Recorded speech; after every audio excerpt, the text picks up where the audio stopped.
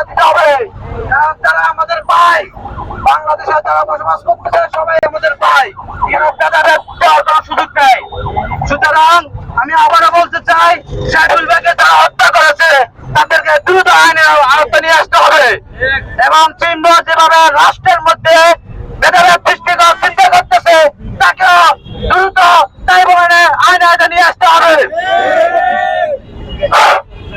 আজকে তারা উপস্থিত হয়েছে, সবাইকে একটা আহ্বান জানাবো, সামনে কোন ভেদাভেদ সৃষ্টি করার চেষ্টা করলে আমরা ছাত্র সমাজ ঐক্যবদ্ধভাবে আবার প্রতিহত করবো ইনশাআল্লাহ। এবং সাংবাদিক ভাইকে আজকে আসার জন্য ধন্যবাদ এবং ছাত্র সমাজের সবাইকে ধন্যবাদ। আসসালামু আলাইকুম।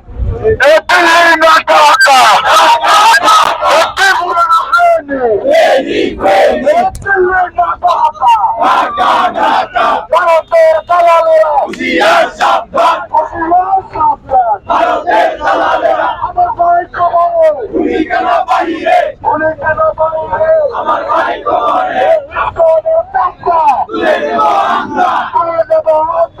ইসরায়েলের চামড়া